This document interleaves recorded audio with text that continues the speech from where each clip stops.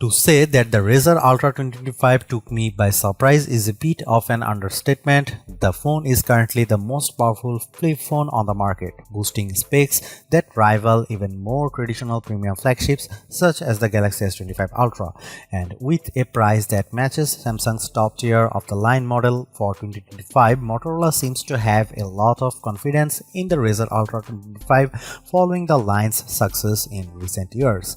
But is Motorola too confident in the Razr Ultra? Does the company have what it takes to charge Samsung level prices for a phone?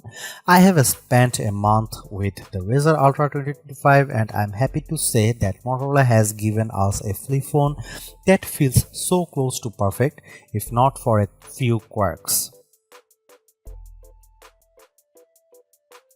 The Motorola Razr Ultra 2025 was announced on April 24 and pre-orders began on May 7, with open sale starting on May 15 in the United States.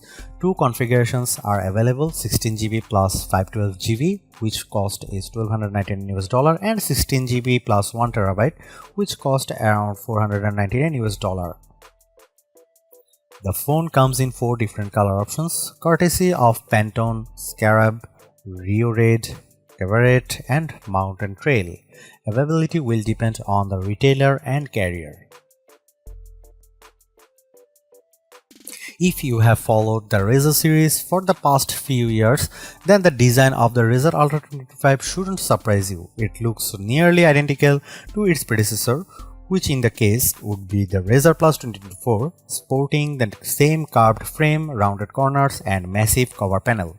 The difference lies in the slightly larger display size, the new materials on the back, and the IP48 water and dust resistance for improved durability. The Razr Ultra 2025 color options are quite interesting this year as Motorola continues to move away from muted shades. I have the Rio Red color on my unit, which incorporates Motorola's now standard vegan leather and is admittedly the least interesting of the Razr Ultra 2025 colors. I previously spent some time with the soft Alcantara and sturdy wood finishes during my hands-on, and I must say Motorola has given users quite the selection of sensory goodies to choose from.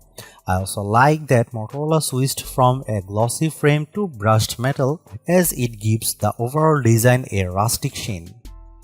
Opening the phone feels great thanks to the new titanium reinforced hinge. It's stronger and makes it easier to open the Razr Ultra with one hand. It almost springs open with a satisfying click, which sounds about as good as it does when closing the phone. When the phone is open, you are greeted with a 7-inch OLED display that looks much punchier than previous models. This is likely a result of the Pantone collaboration, which aims to provide authentic and vivid images. The sharper Super HD resolution also makes content look crisp, while the variable 165Hz refresh rate helps make UI elements move with a sleek, buttery smoothness. Motorola offers 3 display presets for controlling color display: natural, radiant and vivid. I would suggest radiant as it splits the difference and gives you a bit more vibrancy without overdoing it. There are also a few settings for eye protection, including flicker prevention for users with PWM sensitivity, which is nice to see as Motorola continues improving the overall quality of its displays. The Razr Ultra 2025 is powered by the Snapdragon 8 Elite, making it the first flip phone to feature this chipset. Coupled with 16GB of RAM, it theoretically surpasses other flagships, at least on paper. It may seem like overkill, and it probably is, but the result is the kind of performance you'd expect from a top-tier flagship phone, as I experienced no lag or hiccups in my use.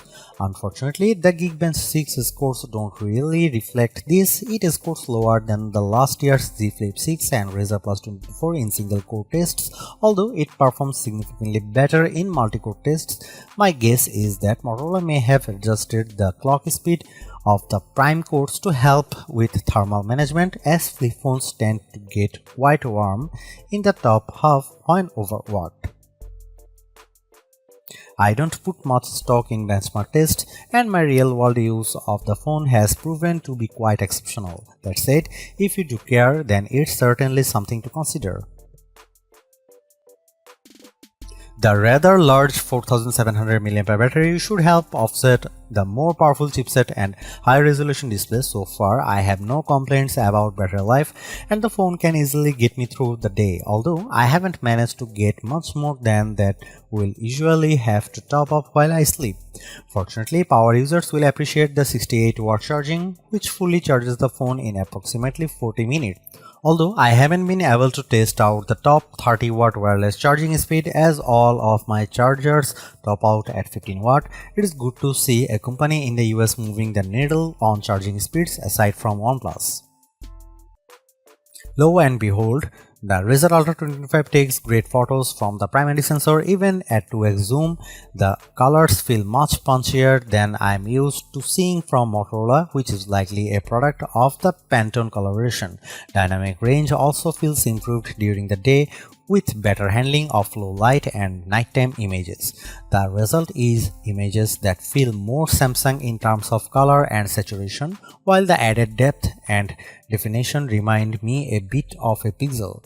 I wouldn't say image quality is anywhere near the impressive quality of the cameras on Oppo, OnePlus or Vivo phones, but so far I feel pretty confident that the Razr Ultra 2025 can compete fairly comfortably among the best Android cameras. Here you can see some camera samples of Motorola Razr 2025 Ultra.